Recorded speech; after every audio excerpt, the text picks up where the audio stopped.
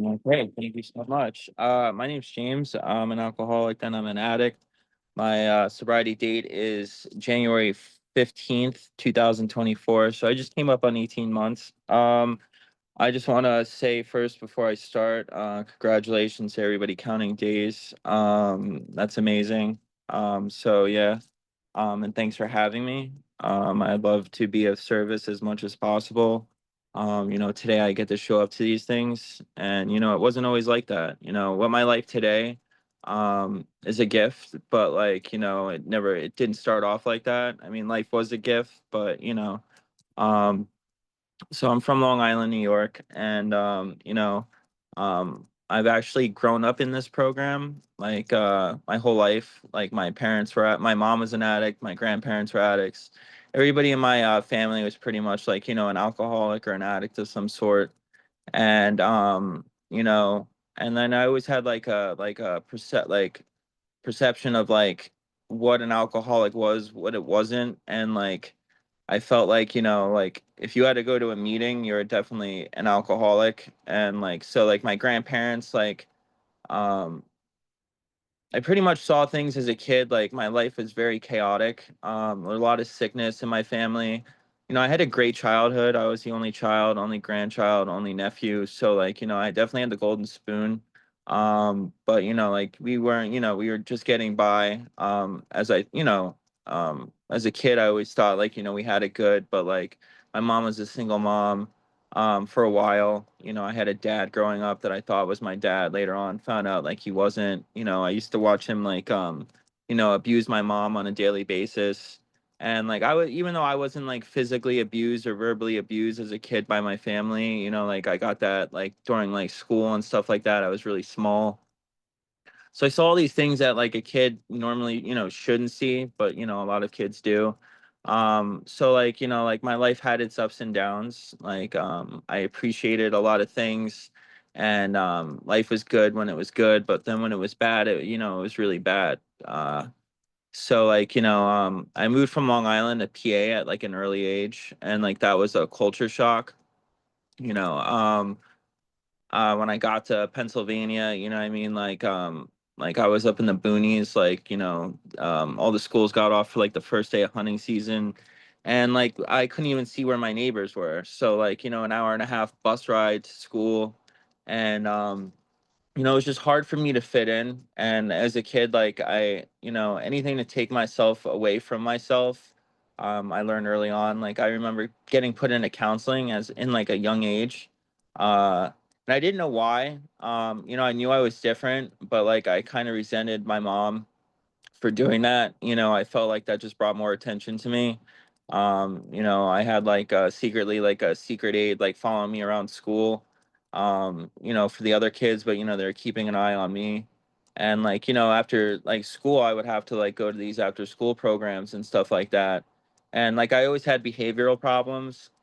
I always acted out. I got diagnosed with ADHD as a young kid. So I was put on medication, and I was always getting into fights. I was always getting picked on, and and I had no problem fitting in. Like I was really good at wearing masks. But like it just like I didn't know who I was, and like that just was like, really bothered me. So like I had to put so much effort into just like fitting in, and like I didn't like I said, I didn't know who I really was. So going through school and whatnot, my mom ended up losing her nursing job. She ended up getting really sick, so she was in and out of the hospital as well as like rehabs. So like my grandparents would watch me, and I was very close to my grandparents. And not until like my mom like met my stepdad, like did like AA really, really come into my life. So like I would be going to meetings as like a kid when like, my grandparents couldn't watch me, or like somebody, um, you know, yeah, so I would go to these meetings, and like it was a very tight niche community of recovery where I lived. We did all these things. My mom had all these new friends, and like life started to get better. She started to get better. And so I would hear these stories about all these people's like drug and alcohol problems, and like, what their life was. And like like from the outside looking in, like I was just like, well, they couldn't have been that bad if they look like what they do now. You know what I mean? Like everybody seemed to have like their shit together. And so again, like my idea of like a drunk was like, you know, like when my mom would get drunk, very few occasions. Like I just remember like one time her being drunk and like not even remembering who I was. And so she kept it very hidden, but like I knew like my grandparents would always argue. They'd get into fights, you know, they'd drink like at the end of the day, like at night, you know, they'd have their cocktails, he'd have his beer. And you know, I was like my grandparents would my grandma would be like, you know, like, okay, go to bed. Like, you know, he'd have his like TV show on and like he'd start to get a little loud. And you know, that's when like, you know, I got uncomfortable too as well. You know, like my grandfather showing up into my room in the middle of the night thinking it was like his bed, him being that drunk. And uh so going through like high school and whatnot, like life was a little different for me. I didn't really get into drugs and alcohol like that early. My mom had a very tight leash on me, especially like my stepdad. I couldn't get away with anything. You know, like the first day I remember smoking weed. I snuck out and well, I didn't sneak out. Like I went over to a friend's house and we lived in a cul-de-sac. And my mom called me home. So I came home and like as soon as I walked through the door, even the lights were off. They could tell I was high, and you know I ended up getting grounded. And you know I tried to deny it and like you know like, oh, who are you playing? So I really couldn't get away with much. And for that, you know, I missed a lot of high school parties. And you know like this, like I had resentments because like all my friends were out having fun, having these experiences that like literally like, you know, we would talk about all the time.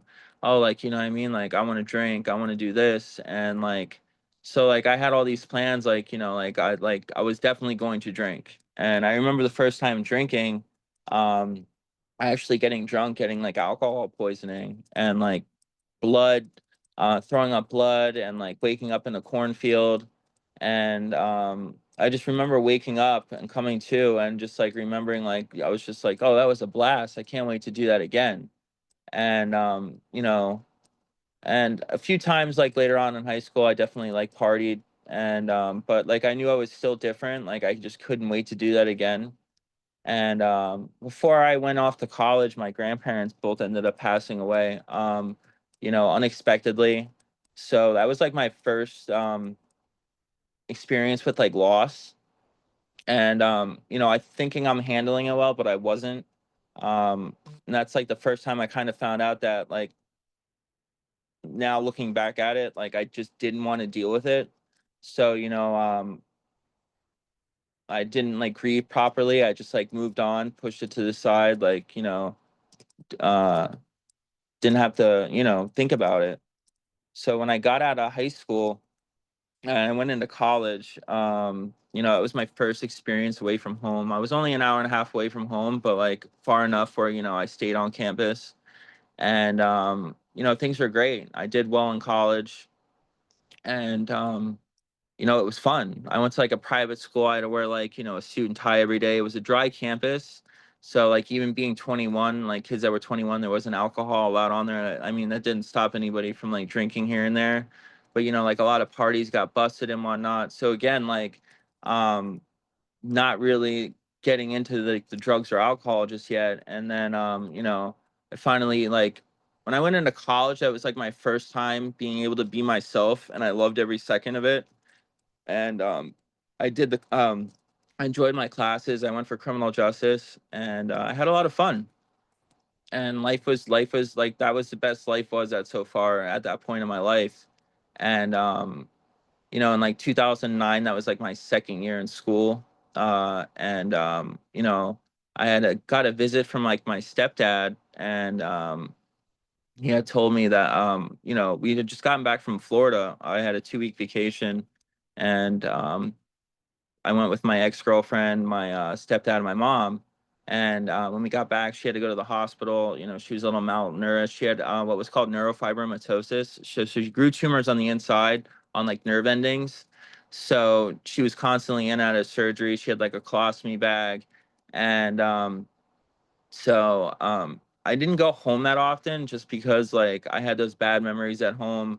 Like my mom would like be nodding out from her medication. I would think she's like using. And like my mom was an amazing person. So like I'm not like bashing her or anything like that. I just like anything that made me feel uncomfortable, I would run from. Just like I said, not to deal with it. I just didn't like emotionally, like for certain emotions, I just didn't know how to handle and I refused to like go through. So, I would just pretend they didn't exist. And by doing that, like, you know what I mean, take myself away from something, I would drink, I would smoke. And I was like the typical college kid at this point. But like back to that, like my stepdad had come visit me on campus and like my mom was supposed to get out of the hospital that day and he just showed up and like like he ended up coming to my girlfriend's work that's like right across the street from campus, and like I thought something was like going on, like why would he show up, this and that, and then like I saw his face and like he looked pretty happy, and I was just like, all right, well maybe he just like went to the track over here and he just decided to visit me. And then like he told me like, yeah, your mom passed away, and like it took like a second to register, but then I just remember like you know walking away and going into my apartment and like literally like punching a wall, and that's as much as like I cried a little bit and like that's as much as like I wanted to deal with it. I went upstairs and I smoked weed with my roommates, and that was like that's where it began, where like literally like I started using like substances to literally not deal with like the outside world, like the my problems. It didn't become like a matter of having fun and partying anymore, even though it was sometimes. Like now like I had like a mission to keep like feeling this way so I didn't have to feel like what I felt without like smoking weed and drinking, like I didn't like that. And so they wanted me to take off college, and I said like, if I don't come back, if I take off this semester, I'm not going to come back. And I just wanted to finish it. And thinking back now, like maybe I should have, it gave me time to process it or whatever. But like again, me staying in college was running away from that. If I would have left school, that meant me having to sit with myself and deal with the loss of my mother and just like everything going on around me. And college, like I used college as a way to like not cope with those emotions. And and I did pretty well in college, still. Like I made dean's list. I was the captain of my SA team. Like we traveled like across the country for a little bit until like the funding got stopped. So I had like this routine. Like when I had a routine, everything was fine. And I still remember going out on weekends, like, and then it became every day. And I was definitely a drinker, I was definitely a partier, I was the one throwing all the parties and stuff. And then when I graduated college, I want to say like 2011, uh, I was, I had all these plans. I was going to move in with my girlfriend at the time. And, we ended up breaking up. So I ended up having to go home with my stepdad. Now, here I'm in this house where, like, it literally looked like my mom was still there. All of her shit was still around. Like, you know what I mean? Like, it was set up the same way as it was years before that. Like, we're talking about 4 years later now. And, like, the uncomfortability of just walking into that house was just so sickening. So, like, the only time I would come home is, like, if I actually had to be there, if I had nowhere to go. So, like, I made it my mission to just, like, work as much as I could. And that's when I became a drug and alcohol counselor, a place called White Deer Run. And you know um when I got into it, like I actually stopped smoking weed, I wasn't drinking. And I was just like, trying to do the right thing. I actually enjoyed doing the job, I enjoyed helping the people. And like my mom was big into recovery, so was my stepdad. Like my aunt ran the place, that rehab, for a little bit. And I knew everybody that worked there, like they knew me growing up, like they watched like me grow up. And so it was a big rehab too. And so I would sit there all day long. I started off as a clinical technician for like 2 or 3 months before I became a counselor. But I started doing treatment plans and like, just like one-on-ones, and like, and also like case management, a little bit here. Everything was kind of disorganized there for a little bit while I was there. And so off I am, like another girlfriend now, like life's good, and life's good. And like, mind you, like I'm thinking it's good because like, again, like I haven't dealt with the loss of my mother. I haven't, I'm still not dealing with my emotions. Like I'm just like running. But like when I'm not at work and I'm not doing anything, I'm miserable. So like eventually, like, I started selling weed on the side. I wanted to get out of town and just move. And being a counselor at that time, like the money wasn't really that good. So like I felt like I was gonna get stuck in that town forever, and like I wanted nothing more to just leave. So I just thought I'd like make up some quick money or whatever. And like, mind you, I'm a drug and alcohol counselor, and like, and I try to live with like morals even then. And like, like I was just like, you know what, I'm not hurting anybody. It's just weed. And then I'm selling weed to people, and like my friends on the outside, like, I never sold to a client or anything like that, and like doesn't make any other doesn't make it any better. But here I am, and I meet somebody on the outside and they're like, do you do tickets? And like that was the first time like anybody's ever like came up to me with like, like it was heroin. And so I was just like, no, absolutely not. And I remember like from that day when I was asked, for like the next 2 weeks, like that just kept going through my head, like, oh damn, like, you know what I mean? Like, heroin, I wonder what that feels like. I would be sitting around in these groups all day growing up, hearing this in the meetings, like about like, people's experiences with this. And like, I remember hearing a lot of stories, like how it made them feel. And like, ignoring, like, I would hear the parts that literally destroyed your life or whatever. But like my disease, my like way of thinking is just like I thought I was smart and like I had it figured out. Like I can do this, I can try this and not become like an addict. I know what not to do and what to do from like all these stories that I've heard. And I know that's a dumb way of thinking, but that's just how my diseased brain operates. So I tried heroin for the first time, and that gave me something that like the alcohol didn't give me, that the weed didn't give me. And like, I fell in love with it for a bit. And I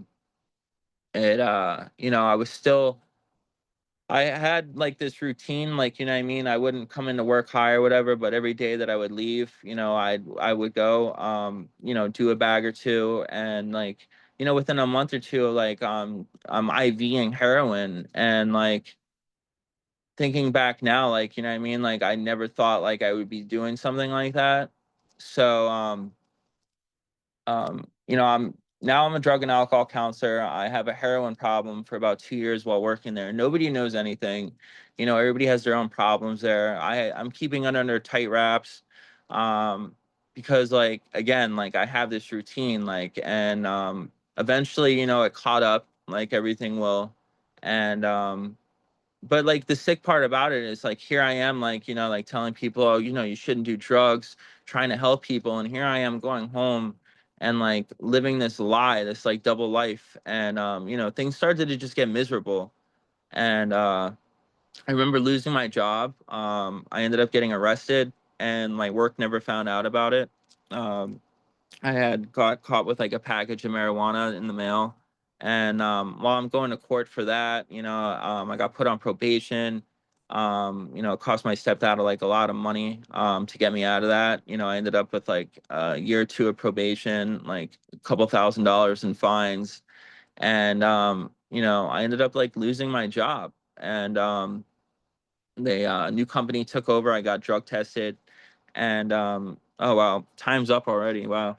um so anyway, um things like happened in a way that like I didn't expect them to. I'm so sorry, I wasn't even paying attention at the time. So um I ended up having like traumatic loss in my life. After that, like drugs took me to a place that like I really don't ever want to like go back to. Like I had my best friend like shoot himself in his face in front of me, and like he committed suicide. I had another friend overdose right in front of my arms. Had to tell his parents what happened. And I ended up homeless. Like my drug addiction and my alcoholism took me to chronic pancreatitis. I had a Whipple surgery. I have a lot of my insides missing. and like that led to like more like opiate addiction, and like my opiate addiction looks like abscesses, hospitals, sepsis, jail. And like today though, um I went into I got clean finally, in January. I went to a meeting, and I decided like, like to start taking suggestions. I had no intentions of getting sober at all. And it was just like I walked into a meeting, and I handed it over to God for the first time in my life. And like I was just so sick of being tired, miserable.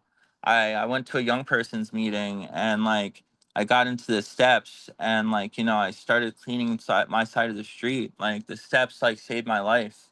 And like day after day I started getting better, and like that obsession just lifted. I just I like had that spiritual awakening. Like I started seeing life with like a new set of eyes. And not just the steps though. I like how this is a young person's meeting, because like the steps are important. Sponsorship is definitely important. And like I just took my sponsee through all the steps, and it was the most amazing experience ever. And I try to be as much service as possible, but what really saved my life is the fellowshipping. I know what healthy relationships are today. I have friends that literally come through for me and don't want anything from me except like for me to do good. In the Long Island Committee for Young People in AA, and like we just had a luau, which was amazing. I doing all these fun things in sobriety, and life's just amazing. And like I don't regret my addiction. Like if I had to go back and change anything, I wouldn't.